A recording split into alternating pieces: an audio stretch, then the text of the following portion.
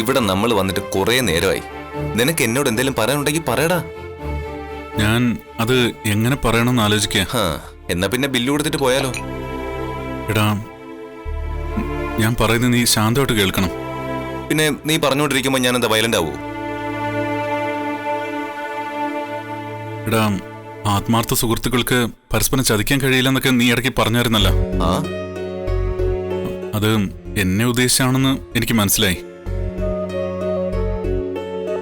നീ എന്നോട് പറഞ്ഞു നന്ദുവിനെ നിനക്ക് ഇഷ്ടമാണെന്ന്. അത് അവളോട് പറയാനും പറഞ്ഞു. എന്നിട്ട് നീ അത് പറഞ്ഞില്ലല്ലോ. നിന്നെ ഏൽപ്പിച്ച ജോലി നീ കൃത്യമായിട്ട് ചെയ്തില്ല. ശരിയാ, ചെയ്തില്ല. പക്ഷേ അതിന് വ്യക്തമായ കാരണമുണ്ടടാ. എന്താ കാരണം? അത് വേറൊന്നുമല്ല. ഞാൻ എങ്ങനെ പറയും? എടാ, ആത്മാർത്ഥ സുഹൃത്തുക്കൾക്കിടയിലെ ഒരു മറയും പാടില്ല. അച്ഛനോടും അമ്മയോടും സഹോദരങ്ങളോടും പറയാൻ പറ്റാത്ത കാര്യങ്ങളെ ഒരു സുഹൃത്തിനോട് പറയാം. അതാണ് സൗഹൃദത്തിന്റെ ബലം. അതറിയാടാ. അതുകൊണ്ട് ഇനി ഒന്നും മറച്ചു വെക്കുന്നില്ല. എനിക്ക് അവളെ വലിയ ഇഷ്ടമാണ്. ആരെ? നന്ദുവിനെ. നീ എന്താ ചിരിക്കുന്നേ? എടാ, സത്യം ഞാൻ പറഞ്ഞത്. അനാമിക വിവാഹം കഴിക്കുന്നതിന് മുമ്പ് തന്നെ അവൾ എന്റെ മനസ്സിൽ കയറിയതാ. അതുകൊണ്ട് ഇനി എന്ത് ചെയ്യാൻ പറ്റൂടാ? ഇവിടെയാണ് നിനക്ക് വീഴ്ച പറ്റിയത്. ഞാൻ നന്ദുവിനെ ഇഷ്ടമാണെന്ന് പറഞ്ഞപ്പോഴെങ്കിലും നിനക്കിത് എന്നോട് പറയായിരുന്നു. എന്നിട്ട് നീ അത് പറഞ്ഞോ? ഇപ്പൊ ഞാൻ നന്ദുവിന്റെ വീട്ടിൽ പോയി പെണ്ണ് ആലോചിച്ചു. അതിന്റെ പിന്നാലെ ഈ ബന്ധത്തിന് ഒരിക്കലും സമ്മതിക്കില്ല എന്ന് കരുതി അമ്മയും പോയി പെണ്ണ് കണ്ടു. ഇനി എങ്ങനെയാടാ ഞാൻ ഇഷ്ടപ്പെട്ട നന്ദുവിനെ വേണ്ടെന്ന് പറയുന്നത്? നിനക്കറിയാലോ എന്റെ അമ്മയുടെ സ്വഭാവം. അമ്മ എനിക്ക് വേണ്ടിയിട്ടാ ഇങ്ങനൊരു വിട്ടുവീഴ്ച ചെയ്യുന്നത്. ആ അമ്മ ഇനി നിരാശപ്പെടുത്താൻ പറ്റൂടാ. എടാ, ഇത് എനിക്ക് പറ്റിയൊരു പിഴവാ. ഉറപ്പായിട്ടും. ഇനി എന്തായാലും നന്ദുവിനെ വിട്ടുതരാൻ എന്നെ കൊണ്ട് പറ്റില്ലടാ. അവള് ഞാൻ അത്രയ്ക്ക് ഇഷ്ടപ്പെട്ടു പോയി. അല്ല, അവളുടെ അഭിപ്രായം എന്താന്ന് ചോദിച്ചോ? അതെന്ത് ചോദിക്കാനാ? അവക്കും എന്നെ ഇഷ്ടമാ. പിന്നെ നീ ഒരുപക്ഷെ ഇടയ്ക്ക് നിൽക്കുന്നുണ്ടായിരിക്കും അത് പറയാൻ അവൾക്കൊരു മടി. അല്ല, കല്യാണമൊക്കെ ആയ സ്ഥിതിക്ക് ഇനിയിപ്പോ ഒന്നും ചോദിക്കാനുമില്ല. പരസ്പരം ഇഷ്ടമാണോന്ന് അറിയേണ്ട കാര്യവുമില്ല. ഉടനെ അവളുടെ അച്ഛനും അമ്മയും എന്റെ വീട്ടുകാരും കൂടി നിശ്ചയം നടത്തും. അത് കഴിഞ്ഞാ പിന്നെ കല്യാണം. നേരത്തെ ഞാൻ പറഞ്ഞതുപോലെ നീ നിന്റെ വീട്ടുകാരും മുന്നിൽ നിന്ന് വേണം ഈ കല്യാണം നടത്തി തരാൻ. അളിയ, സമയത്തിനാടാ വില. പറയേണ്ട കാര്യങ്ങള് അതാത് സമയത്ത് തന്നെ പറയണം. അനാമികയെ കല്യാണം കഴിക്കുന്നതിന് മുമ്പ് തന്നെ നന്ദുവിനെ നിനക്ക് ഇഷ്ടമായിരുന്നു എന്നല്ലേ പറഞ്ഞത്? അതെ. എന്നിട്ട് പിന്നെ എന്തുകൊണ്ടാ നിനക്ക് അനാമികയെ കെട്ടേണ്ടി വന്നത്? നിന്റെ ഈ സ്വഭാവം കൊണ്ട് തന്നെയാ.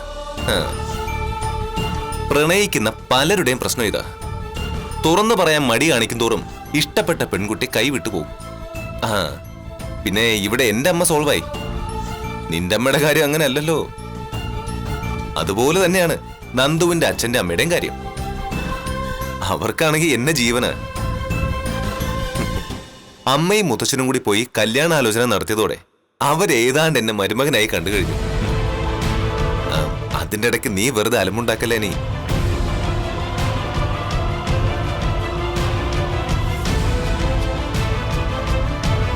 അപ്പൊ ശരി, വാ പോവാം. എടാ മോനെ, അങ്ങനെ നിന്റെ മനസ്സിലുള്ളത് ഓരോന്നായിട്ട് പുറത്തെടുക്കടാ.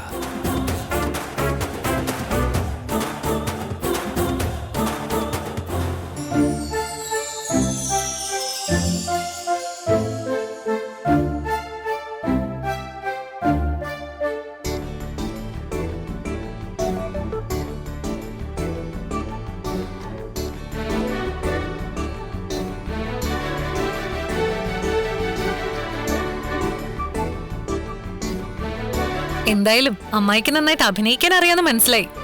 എന്നുവെച്ചാ എന്നെ വിശ്വസിപ്പിക്കുന്ന രീതിയിലല്ലേ ആദർശേട്ടനെ നയനെയും ഗുണ്ടകൾ തട്ടിക്കൊണ്ടുപോയെന്ന് പറഞ്ഞത്.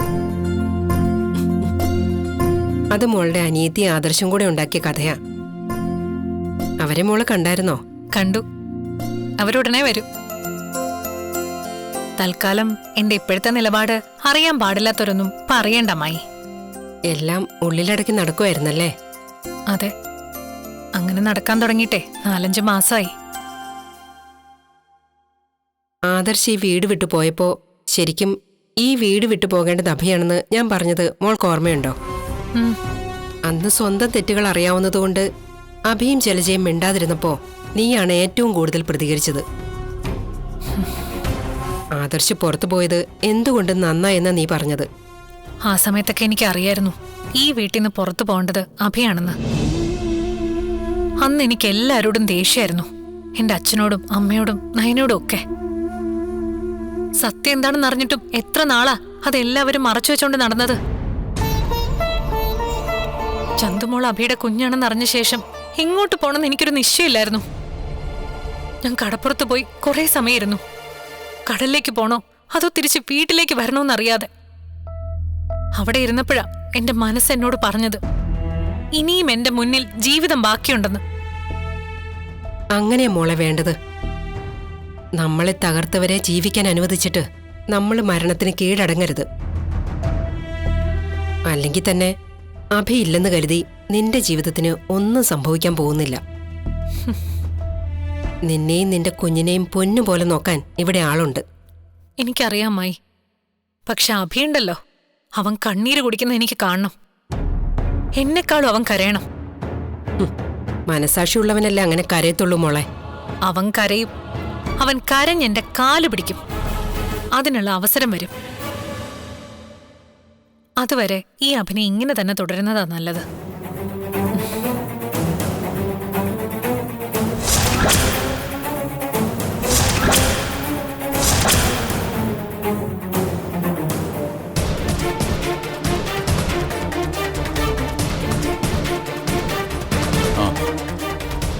നീ ഇത് എങ്ങോട്ട് പോയതാ? ഞാനേ ഒരു ഫ്രണ്ടിനെ കാണാൻ പോയതാ. നവ്യേ, ഇത്തവണ ഓണത്തിന് ഇതുവരെ ഉണ്ടായ നഷ്ടം മാറ്റണമെന്നാ അച്ഛൻ പറയുന്നത്. അതിനുവേണ്ടി ഇനി ചതിയുടെയും വഞ്ചനയുടെയും പാതയിലൂടെ അല്ല പോകുന്നത്. ഇത്തിരി നഷ്ടം സഹിച്ചിട്ടായാലും ബിസിനസ് പിടിച്ചെടുക്കാനാണ് അച്ഛൻ നോക്കുന്നത്. അതിനുവേണ്ടി കൂടുതൽ ഓഫേഴ്സൊക്കെ കസ്റ്റമേഴ്സിന് കൊടുക്കുന്നുണ്ട്. ആരെയും ആകർഷിക്കുന്ന പരസ്യങ്ങളാണ് ചെയ്യാൻ പോകുന്നത്. നിനക്ക് ജോലി കൂടും. ഷൂട്ടിംഗ് പ്ലാൻ ചെയ്തിട്ടുണ്ട്. അതേപ്പറ്റി ഇടയ്ക്ക് ഡേവിഡ് സാർ വിളിച്ച് പറഞ്ഞിരുന്നു. കുറച്ച് കൂടുതൽ ദിവസം വർക്ക് ഉണ്ടാവുമെന്നും പറഞ്ഞു. AN ജ്വല്ലറി എന്റെ അച്ഛന്റെ കമ്പനിയാണെങ്കിലും നമുക്കുള്ള സാലറിയിൽ അച്ഛൻ കുറവൊന്നും വരത്തില്ല. എന്ന് മാത്രമല്ല, ഇത്തവണത്തെ ഓണം അടിച്ചു പൊളിക്കാനുള്ള പൈസയും നമുക്ക് കിട്ടും. നമുക്ക് ഈ ഓണം ഒന്ന് കളറാക്കണം. എല്ലാവരും ഒന്നിച്ചിരുന്ന് ഓണം ഉണ്ണണമെന്നാണ് ഇവിടുത്തെ കാരണവരുടെ ഓർഡർ. ഇത്തവണ ഓണം അങ്ങനെ ഉണ്ടാലും അച്ഛൻ ഞങ്ങൾ മക്കൾക്ക് വേണ്ടി കാത്തിരിക്കും. ഞങ്ങൾ ചെന്നിട്ടേ അച്ഛൻ സദ്യ കഴിക്കത്തുള്ളൂ. ആരായി ഞങ്ങൾ? അല്ല, അത് പിന്നെ ഞങ്ങളെന്നല്ല പറഞ്ഞത്, നമ്മളെന്നാ പറഞ്ഞത്. ഞാനും നീയും നമ്മുടെ കുഞ്ഞും. അന്നേ ദിവസം ഉച്ചയൂണൊക്കെ കഴിഞ്ഞിട്ട് നീ പുറത്തു പോണെന്നങ്ങ പറഞ്ഞാ മതി. അപ്പൊ പിന്നെ കുഴപ്പമില്ലല്ലോ. നിനക്ക് എന്തും പറയാലോ. നീ ഇവിടുത്തെ റിബലല്ലേ. നിന്നെ തടയാൻ മുത്തശ്ശന് പോലും കഴിയില്ല. മോഡലിംഗും ഷോർട്ട് ഫിലിമും ഒക്കെ ചെയ്യണമെന്ന് ഞാൻ നേരത്തെ ആഗ്രഹിച്ചിരുന്നതാ. അതിനുള്ള അവസരം ഉണ്ടാക്കി തന്നത് AN ജ്വല്ലറിക്കാരാ. അതിനുള്ള നന്ദി ഞാൻ കാണിച്ചിരിക്കും. ഇവളുടെ വീക്ക്നെസ്സിൽ തന്നെ പിടിക്കുന്നതാണ് നല്ലത്. അതെ നവ്യ, അച്ഛൻ വേറൊരു കാര്യം കൂടി പറഞ്ഞായിരുന്നു. ഒരു സിനിമ എടുക്കണമെന്ന്. അതിനുവേണ്ടി ഒരു 5-6 കോടി രൂപ മാറ്റി വെച്ചിരിക്കുകയാണെന്നും എന്നോട് പറഞ്ഞു. ഇപ്പോഴത്തെ സൂപ്പർ സ്റ്റാറുകളെ വെച്ച് ആ ബജറ്റിൽ എന്തായാലും പടം എടുക്കാനൊന്നും പറ്റില്ല. എങ്കിലും 2ാം നിരയിലുള്ള താരങ്ങളെ വെച്ചിട്ട് ഒരു പടം എടുക്കാനാണ് അച്ഛൻ നോക്കുന്നത്. അങ്ങനെയെങ്കിലേ അതിലെ നായികയായിട്ട് ഞാൻ പറയാതെ തന്നെ അച്ഛൻ ഇങ്ങോട്ട് പറഞ്ഞു, നീ തന്നെ മതിയെന്ന്. സത്യാടി. നീ വെറുതെ എന്നെ കൊതിപ്പിക്കരുത് കേട്ടോ. അയ്യോ അല്ലടി, അച്ഛൻ അത് കാര്യമായിട്ട് തന്നെ പറഞ്ഞതാ. ഞാനാണ് മുന്നിൽ നിന്ന് എല്ലാം നോക്കുന്നത്. എക്സിക്യൂട്ടീവ് പ്രൊഡ്യൂസർ ഞാനായിരിക്കും. പിന്നെ പേര് വെക്കാൻ പറ്റില്ല.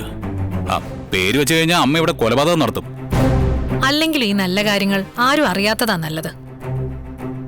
നിന്റെ അച്ഛൻ ഇനി സിനിമ എടുക്കണം തീരുമാനിച്ച സ്ഥിതിക്ക് നീ അച്ഛനെ ചൂടാക്കിക്കൊണ്ടിരിക്കണം. ഒരു സിനിമയിലൊക്കെ എത്തിക്കഴിഞ്ഞാലേ നമ്മുടെ ഗ്രാഫ് മാറൂടാ. ആ, നിന്നെ സ്റ്റാർ ആക്കാൻ അച്ഛൻ തീരുമാനിച്ചതേ മറ്റൊന്നും കൊണ്ടല്ല. നിനക്ക് അങ്ങനെ ഒരു ഇമേജ് കൂടി വന്നു കഴിഞ്ഞാ അതും നമ്മുടെ ജ്വല്ലറിക്ക് ഗുണം ചെയ്യും. ആ, പിന്നെ ഫിലിം സ്റ്റാർ ആണല്ലോ മോഡലാവുന്നത്. അത് ശരിയാ. അച്ഛനെ ഒരു ബുദ്ധിരാക്ഷസനാ, നല്ലൊരു ബിസിനസ്മാനുമാണ്. അതുകൊണ്ടാ എല്ലാം നഷ്ടപ്പെടുത്തുമെന്ന് സകലതും തിരിച്ചു പിടിച്ചത്. പക്ഷേ ഇവിടെ ചിലരുടെ മുന്നിൽ അച്ഛന് തല താഴ്ത്തേണ്ടി വന്നു. ആ, അതൊക്കെ താൽക്കാലികം മാത്രമാ. അവസാനം അച്ഛൻ തന്നെ വിജയിച്ചിരിക്കും. ഈ തറവാടിന്റെ കാരണം വരെ പുറത്താക്കിയിട്ട് ചിലപ്പോ ഈ തറവാട് തന്നെ അച്ഛൻ സ്വന്തമാക്കിയെന്ന് വരും. അതിന് എന്റെ എല്ലാ സഹായവും ഉണ്ടാവും. എന്റെയും എല്ലാ സഹായവും ഉണ്ടാവും നിന്നെയും നിന്റെ അച്ഛനെയും തകർക്കാൻ.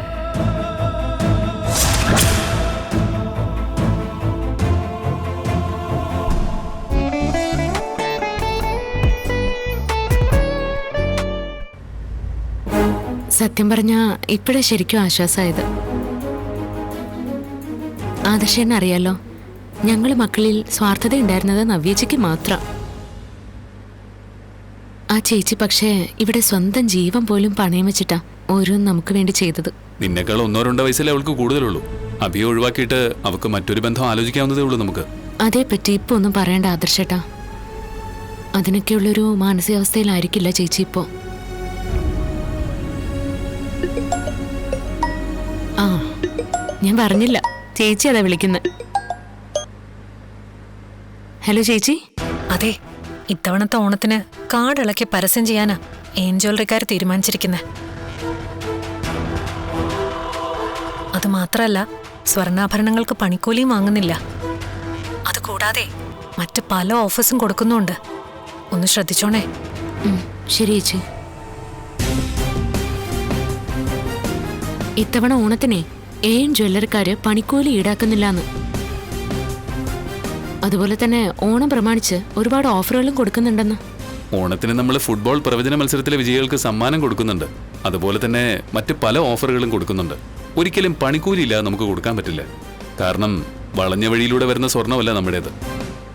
പിന്നെ നമ്മളെ വിശ്വാസമുള്ളവര് അവിടെ വന്നേ സ്വർണം വാങ്ങും. അബിയുടെ അടുത്തുനിന്ന് ചേച്ചി ചോർത്തിയതായിരിക്കും ഈ വിവരമൊക്കെ. അതങ്ങനെ തന്നെ തുടരട്ടെ. വീട്ടിനകത്തൊരു ചാരനെ പോലെ അഭി നിൽക്കുന്നത്. അങ്ങനെയുള്ളപ്പോ അവനെ വെറുക്കുന്ന ഒരാള് നമുക്കൊപ്പം നിൽക്കുന്നത് തന്നെയാ നല്ലത്. അല്ലെങ്കിൽ തറവാട്ടിനകത്തൊരു ശുദ്ധികലശം നടത്തണം അഭിയെ പുറത്താക്കിയിട്ട്. അതൊക്കെ മുത്തശ്ശൻ തീരുമാനിക്കട്ടെ.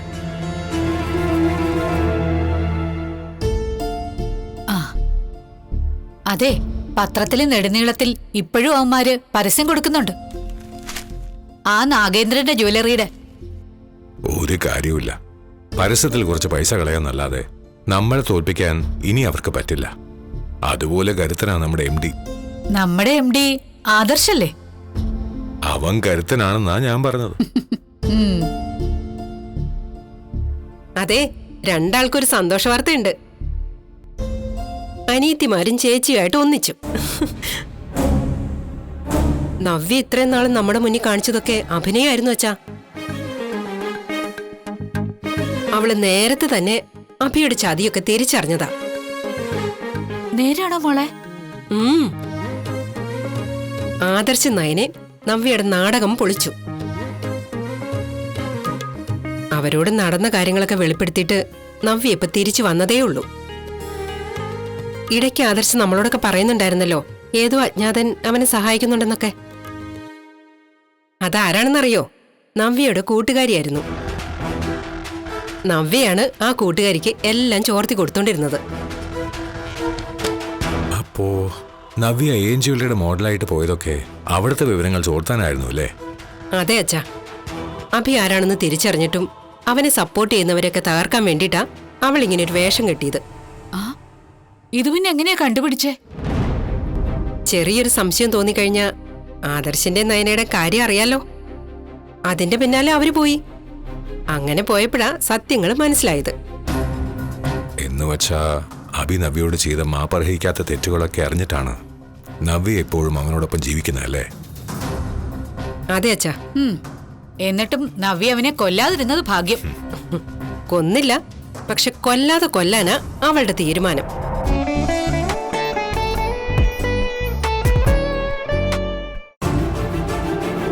നവ്യെ കരുതി മാത്രമാണ് അഭിയെ നമ്മൾ ഇപ്പോഴും ഇവിടെ നിലനിർത്തുന്നത്.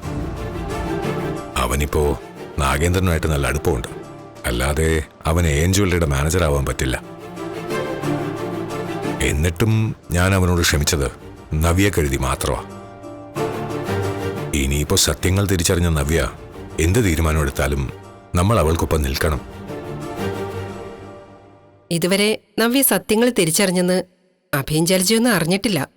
എന്നായാലും അതൊക്കെ അവരെല്ലാം അറിഞ്ഞല്ലേ പറ്റൂ. അങ്ങനെ അറിയുന്ന സമയത്ത് നവ്യ പറയുന്നത് നമ്മൾ കേൾക്കണം. നമ്മൾ വളർത്തിയവനാണ് അഭി. അങ്ങനെയുള്ള ഒരുത്തൻ നവ്യയെ ചതിയിൽപ്പെടുത്തിയാണ് കല്യാണം കഴിച്ചത്. എന്നിട്ട് സ്നേഹം നടിച്ച് ഇത്രയും നാൾ അവളെ കൊല്ലാകൊല ചെയ്യായിരുന്നു.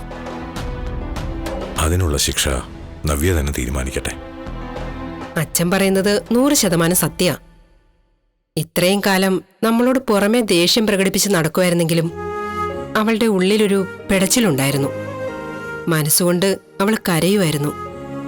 അതുകൊണ്ട് അവൾക്കൊപ്പം നിൽക്കുക മാത്രമല്ല അച്ഛാ, ഇനി അവളെ സന്തോഷിപ്പിക്കുന്ന കാര്യങ്ങൾ മാത്രമേ നമ്മൾ ചെയ്യാവുള്ളൂ. ചെറുപ്രായമല്ലേ, ഇനി മറ്റൊരു വിവാഹത്തിന് അവൾക്ക് താല്പര്യമുണ്ടെങ്കിൽ അവൾക്ക് നല്ലൊരു ദാമ്പത്യ ജീവിതം നമ്മളായിട്ടുണ്ടാക്കി കൊടുക്കണം.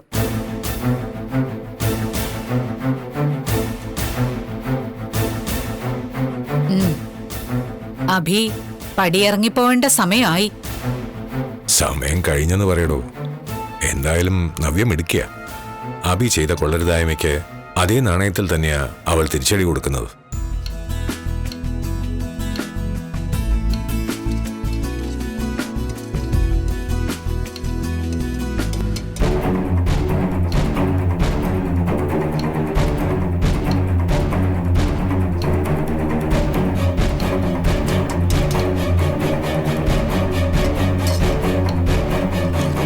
എന്താ ഏട്ടത്തിന് കാര്യമായിട്ടുണ്ടാക്കുന്നേ?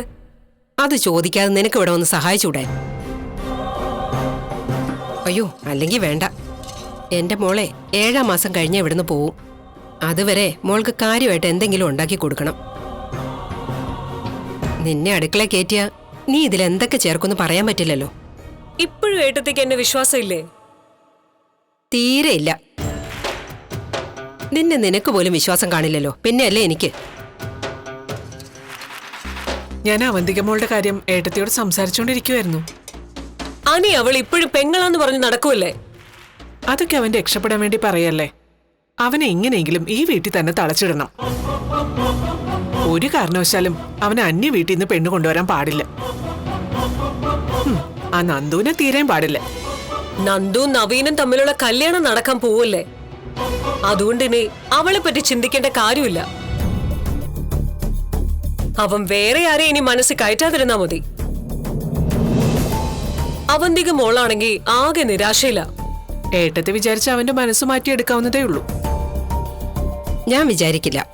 ഇനി ഞാൻ അവനോടെ അവന്തിക മോളെ കല്യാണം കഴിക്കാൻ എങ്ങാനും പറഞ്ഞ അവൻ എന്നെ വെറുക്കും. എന്തായാലും അവൻ അവന്റെ നയം വ്യക്തമാക്കി കഴിഞ്ഞു. നന്ദുവും നവീനും തമ്മിലുള്ള കല്യാണം നടക്കാൻ സാധ്യത കൂടുതലുണ്ട്. അങ്ങനെ സംഭവിച്ച അനിയുടെ വിവാഹം പെട്ടെന്ന് നടക്കുന്ന ആരും കരുതണ്ട. അവനെങ്ങനെ പിടിതരുമെന്ന് എനിക്ക് തോന്നുന്നില്ല. നീ വിഷമിക്കേണ്ട ജലജെ. നന്ദുവിന്റെയും നവീന്റെയും കല്യാണം ഒന്ന് കഴിഞ്ഞോട്ടെ. അത് കഴിഞ്ഞ് അവനെ ഞാൻ വഴിക്ക് കൊണ്ടുവന്നോളാം.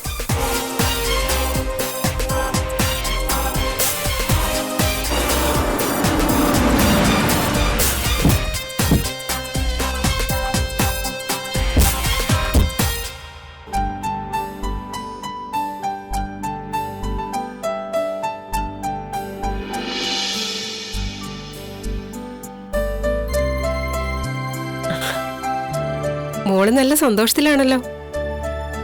അത് പിന്നെ സന്തോഷമില്ലായിരിക്കും അമ്മേ. എത്ര നാൾ കൂടിയിട്ടാ ചേച്ചി അനിയത്തി ഒന്നിച്ചത്.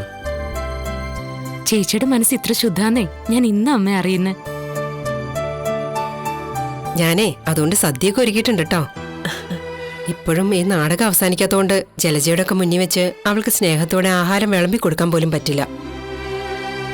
എന്നാലും ഈ സന്തോഷം അങ്ങനെയെങ്കിലും പങ്കുവെക്കണമെന്ന് തോന്നി. മുത്തശ്ശനോടും മുത്തശ്ശിയോടും പറഞ്ഞു അമ്മേ? പറഞ്ഞു. അവരും ഭയങ്കര സന്തോഷത്തിലാ മോനെ.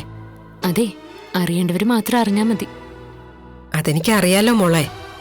നിങ്ങൾ രണ്ടാളെ വീട് വിട്ടു പോയ ശേഷം സന്തോഷിച്ച് നടന്ന ഒരു ജലജ അഭിയുണ്ട്. അതിന് ഒരു തിരിച്ചടി കിട്ടണം. അഭിയെ ഇവിടുന്ന് പുറത്താക്കണം, നവ്യ തന്നെ. അതുകൊണ്ട് എന്താ അമ്മേ പ്രയോജനം? അഭി പോയാലും അവനെ സ്വീകരിക്കാൻ ഇപ്പൊ അവന്റെ അച്ഛൻ പുറത്തുണ്ട്. അവൻ ചെയ്ത തെറ്റിന് അവൻ ഈ വീട്ടിൽ നിന്ന് പുറത്തു പോവുകയല്ല വേണ്ടത്. ഇവിടെ നിന്ന് നേരെ പോകുന്നത് ജയിലിലേക്കായിരിക്കണം. ഇനിയിപ്പോ നമ്മളൊക്കെ അഭിയോട് സിമ്പതി കാണിച്ചാലും നവ്യ കാണിക്കില്ല. അവള് രണ്ടും കൽപ്പിച്ചാ നിൽക്കുന്നത്.